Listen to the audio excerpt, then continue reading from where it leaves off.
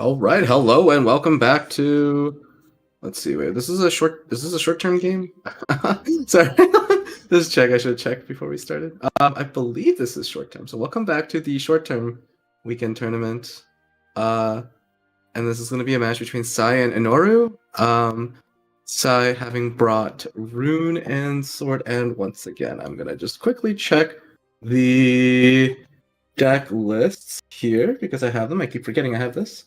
The Sai has Spell Boost and Loot Sword, right? And Anoru has Loot and Arm Dragon. So, Sai gonna be playing a little bit slower decks, but you know what? Spell Boost isn't really that slow, and Anoru gonna just bring an aggro combo type lineup. So, yeah, pretty exciting match. The player rank is a bit different, but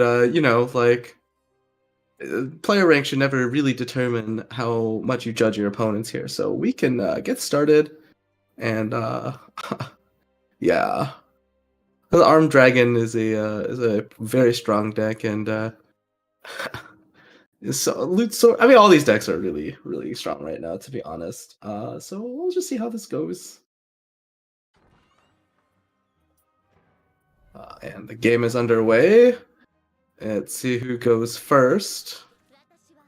Anoru with Sword has rolled the go first card. Sword. So one thing about Anoru's lineup is that it is definitely one of the better lineups at dealing with spell boost. So Sai might struggle to get through this match, but Anoru's hand. Oh, I don't like this hand here. He's got the turn 1 Deep Sea Scout, which is kind of threatening, but he's gonna have to cash that in quickly. Turn 5 Maximus is all right. Chivalrous Bandit, unfortunately, doesn't do much, and the Deep Sea Scout only has one turn to get some work done because this Magic Missile in Sai's hand is as a nice juicy target in the form of that Cheerful Pirate. So Sai's hand definitely looking very good here. Already also Stay in Paradise also to fill his hand. Chivalrous Bandit is a really awkward card in this matchup because yeah, they're actually if Anoru were thinking about magical strategy or magic missile on the Deep Sea Pirate, there's a case for playing out the Chivalrous Bandit turn 2 because that is a higher priority for removal. And then the Deep Sea Scout has another turn to draw something to play with her. But yeah, so now Anoru's going to play out a Chivalrous Bandit, which is going to be a bit harder to remove. Sai is going to have to draw some form of removal for this. Or he's going to want to, at least. So that's why he's going to open with an Insight and draws the Uranus, but unfortunately does not have enough play points to play Uranus. So the Stay in Paradise. Yeah, this is kind of awkward for Sai. With the Stay in Paradise and 2 Angels Blessings. These are all cards that he can play next turn for cheaper. Might just play the Stay in Paradise now. To thin his deck because he really wants to draw a Chakram at some point, but that's going to make the Angel's Blessings overdraw because he will start the next turn with 9 cards in hand if he plays the Stay in Paradise here. So he's going to choose instead to be able to play his first Angel's Blessing without overdrawing, which is pretty wise. That means Anoru gets a free hit in with this Chivalrous Bandit, which is really nice for Anoru. And then Anoru plays out a Kagemitsu. I don't know about that. I mean, that's pretty. That Kagemitsu is gonna come back turn 6 if he dies this turn. If he gets banished, he's gone. But I mean, definitely can't afford to have Kagemitsu banished. I just think it's kind of low pressure. But I also would have liked Anoru to use the Goblet. It's hard to say. Using the Goblet this turn would be punished for Anoru by drawing a first mate off of the Maximus, but you do have to play your loots at some point in this matchup, so maybe holding on to it for one turn is fine, but I'm in favor of using all your play points when possible. Sai's hand, unfortunately, is just not able to leverage any removal, so Sai is going to be taking a lot of damage, but the upside for Sai here is that he's got the Orchestral Mage active already, and he's got a lot of spell boosts going, so he's going to just be trying to draw some cheap spells and maybe stall out 2 turns to try to win out in turn 6. The Double Angel's Blessing doing a lot of work against Anoru's aggression. And Anoru can't really get full value off of Maximus, although Anoru should just play another Maximus here for sure. Maximus pulls cards out of your deck in a 3-2-1 order, so Anoru just loses out on 1 drops, which are the lowest value. So Maximus here is easily the best play. Uh, Octress is okay just because she avoids a board lock situation. So you could see Anoru evolve the Octress, or no, do not evolve the Kagemi. Okay, the cursor was debating me. Yeah, Octress Evo is going to be really nice here, and then Anoru can go ahead and hit with a Chivalrous Bandit, and then fuse some cards into the Remnant. He chooses to fuse 1. I think I might have liked to fuse 2, just to reduce the hand size a little bit. Uh, and then Orchestral Mage there is going to be burned for Sai, and yeah, I mean, this is already looking pretty dangerous. That Remnant of Hollow, if can very easily do 8 damage next turn. So Sai is running out of ways to board lock this board position. Meltina is not at 5 spell boost yet. Stay in Paradise does only draw 1 card. Sai is completely out of his... Okay, so he goes for the Crushing Rain, and now Meltina hits 5 spell boosts. And that's going to allow him to remove... Okay, that's going to allow him to wipe out the board. Probably going to banish Kagemitsu and Greater Will the Octress. There's one way to do it. Just because Kagemitsu is a bit dangerous to destroy and have him come back on turn 7. Yeah, so I think this is going to be Greater Will on Octress here. And that is going to stall out a lot of Anoru's options. And this is kind of why I like the Maximus the previous turn, just because it's a bigger board. Maximus this turn, how good is that? It's a little late for a Maximus this turn, but it builds up the rally, and as long as Anoru doesn't get OTK'd here on Sai's turn, he'll be okay. Oh, the other Kagemitsu pulled. Just do a real quick check on how many Kagemitsu Anoru is playing. He is playing 3 copies. So okay, so there's one more, and Anoru has chosen to play out the Goblet. Did he fuse this turn? I don't think he fused. I think he should have fused again the Necklace, just to draw more cards, because yeah, only one fusion is not great. You want to get that to 4 fusions in this matchup. Yeah. And probably should have also done a manual Evo to get another piece of loot in his hand. Like, so like maybe even manually evolve Kagemitsu to hit face, which is like not ideal, but at the same time, like you get more loot. That's more loots to put into Remnant of Hollow. Anoru's kind of low on loot right now. I think he's only played like, if I remember correctly, he's only played like 2 pieces of loot and then fused 1. So he's got like 3 loots out of the 7 that he really wants to be close to. So, okay. And now we're on Sai's turn. Sai is going to play another Story of a Lifetime, burning the Chakram, but fighting his 3rd Angel Blessing. But this is kind of... Sai kind of has to pop off somewhat this turn. Does not look like he has lethal. So, Angel's Blessing... Burns another Uranus. That's not great for him. Gonna use Uranus on the Kage here. Trade over the Octress, maybe? And then probably has to use a Sea-Mile to defend on board. Okay, Raining Blades.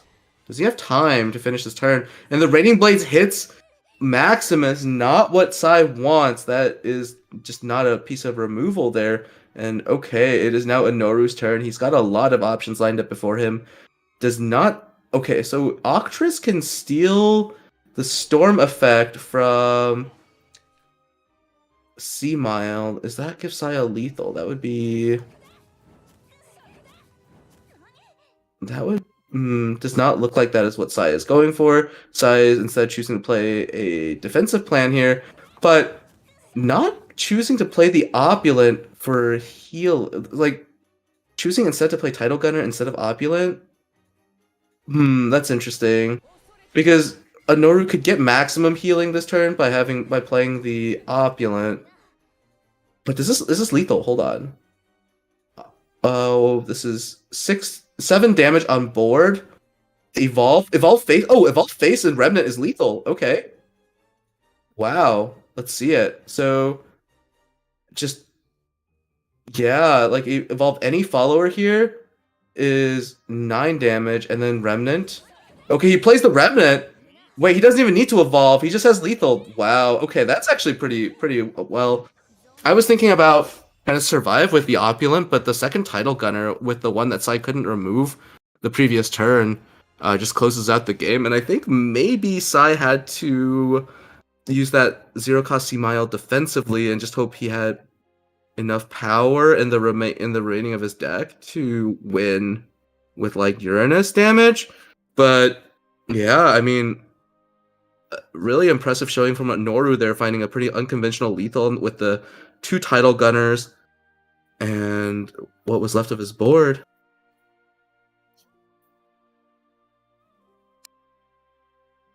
And Sai unfortunately just did not find any Chakram Wizard. That card is kind of critical to not losing in that matchup. So he pretty much just never had like really good clears on Anoru's boards and got run over basically. So now we're gonna go into game 2.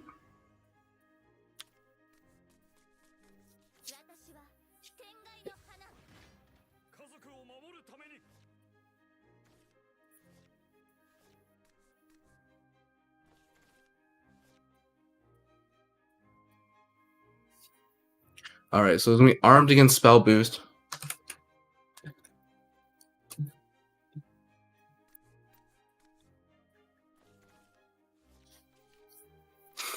A very interesting armed list though from Anoru with Gilnalise in the deck. Let me make sure this is armed. It should be. Yeah, Gilnalise, not a common addition in armed.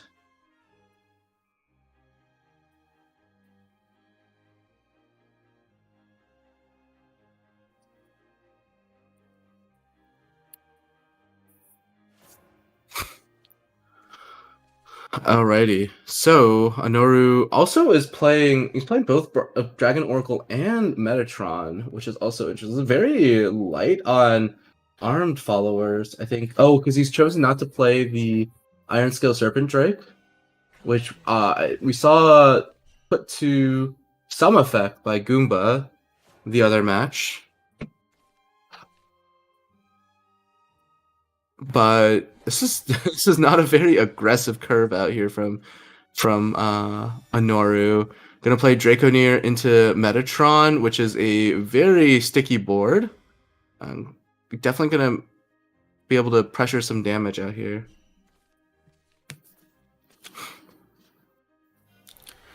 Okay, so Magic Missile face here from Sai. Interesting that he didn't choose to hit any followers.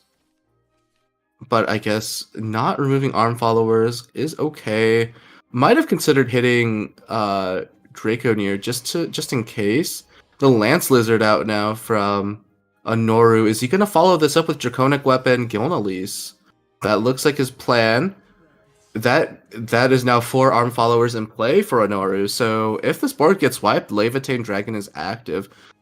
That is definitely interesting with no Levitane Dragon in hand currently for Anoru, but those Bab Kathas will probably have a nice target to hit. It's very hard for Sai to full clear this board. With Chakram, especially with Chakram only at 2 play points right now, so Sai is gonna choose to pitch a Uranus. Okay, this is definitely not a full clear for Sai, but he can get rid of 2 of the most menacing followers here in the Gilnalise and the Lance Lizard, probably. Oh, wait. Seems like he's chosen Draconeer instead.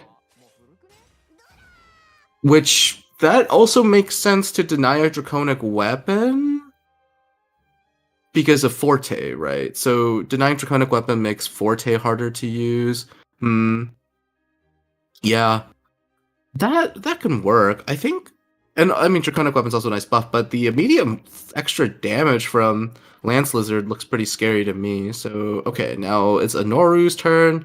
And I suppose Draconeer is also a cleaner clear on the Chakram Wizard, but I don't know if that's a primary concern here. Okay, Anoru, the first Babkatha buffs the Lance Lizard. That's nice to see. And then Anoru's going to play the second Bab Katha. Unfortunately, the second one buffs the other Bab Katha. That is less nice to see.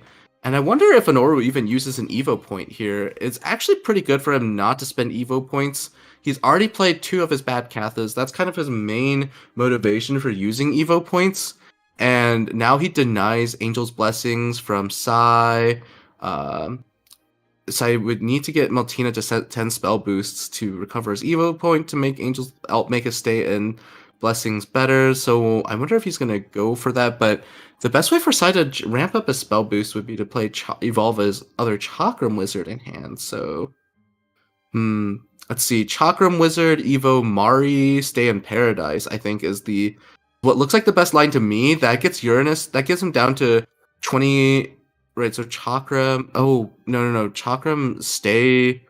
Oh, that's so awkward because of the play points. So maybe Chakram. Okay, so leading off with Maltina. He's not. Yeah, we don't really care about the Evo point recovery here into Chakram Wizard, and that's going to then be Mari into Uranus for Sai. This works. The overdraw kind of stinks, but what can you do? So I think Sai is considering whether to play Mari before Chakram. Which he has the play points for. Yeah, this is slightly better because it's another spell boost card that he can spell boost with the Chakram Wizard. Or maybe he's even holding the Chakram Wizard for next turn. Time is ticking down. Looks like he's going to put Maltina back in his hand and then possibly play the Chakram Wizard.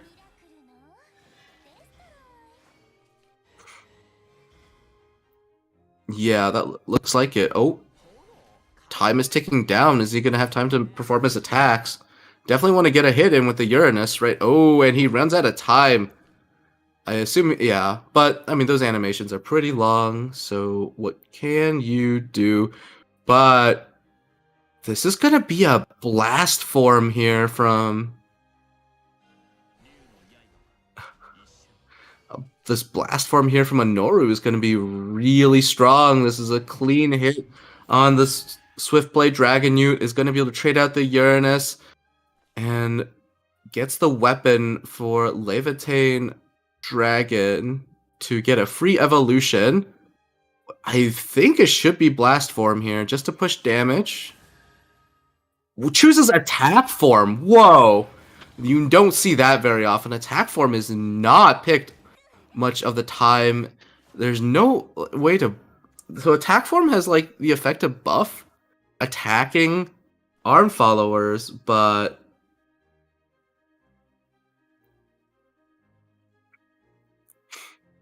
yeah,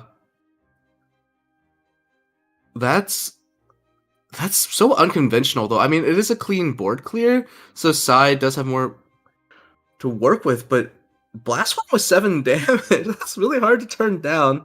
Okay, let's see. So Sai plays a Stay in Paradise. That's gonna... Oh, he loses the 50-50 on the draw order there and then burns his Orchestral Mage. I think he really wanted to get the Orchestral Mage in hand instead of Story of a Lifetime. And now he's trying to int his play points a little bit here in order to play the Sacred Bird of Wisdom, I think. So he's gonna be going... He's gonna trade into the attack form, Crushing Rain, and then Sacred Bird? Is that what he wants to do? That's one possibility. He's also looking at the Sacred Bird. Okay, so he's going to use Sacred Bird to probably evolve into the attack form and push damage instead. Okay. And while both players' hands are looking kind of slim here, but Sai did pull the Story of a Lifetime instead of the Orchestral Mage on his 50-50. Oh, but the Forte top deck is really nice here for Anoru. So Anoru still has an Evo point, so you can go Draconic Weapon, Forte, then Dragon Breeder to buff Forte. Buffing Forte with Dragon Breeder is going to give Anoru the random destroy effect here. And draw a card, and that's the last Bab Katha from his deck? I don't like the Bab Katha here, though, as much, because I really want Anoru to start using Evo points and get... Like, with the last Bab Katha, Anoru probably has to get the Bab Katha draw effect, but Anoru does get the Immune Forte here, Maybe he was trying to conserve his Evo point, but I think he's always going to evolve Forte this turn. And admittedly, the protection effect on Forte doesn't matter as much here because Meltina, like there is a Meltina in Sai's hand that is like a known factor. He think the last one in Sai's hand is the one he put back in his hand, so she's got to be close to 10 spell boost. Probably this is almost certainly 10 spell boost here. Yeah. I don't think Sai would play that without the 10 spell boost. And that means that this Meltina is going to be able to evolve and banish Forte, which is going to be really important, but no healing in Sai's hand. That's going to be a huge problem for him. He's got to draw for his last Sacred Bird of Wisdom here. And Anoru's actually been able to manage his Evo points really well to keep Sai off of his Angel's Blessings, being able to heal. Sai critically needs to find another healing spell, and that's... Does Sai have lethal? Wait. No, right? There's no way. Sai doesn't have enough damage. Doesn't have play points to play the second Semael, which means Sai's gonna have to banish this Forte. And that means that Anoru is just going to have 4 damage from his hand and to close out the game.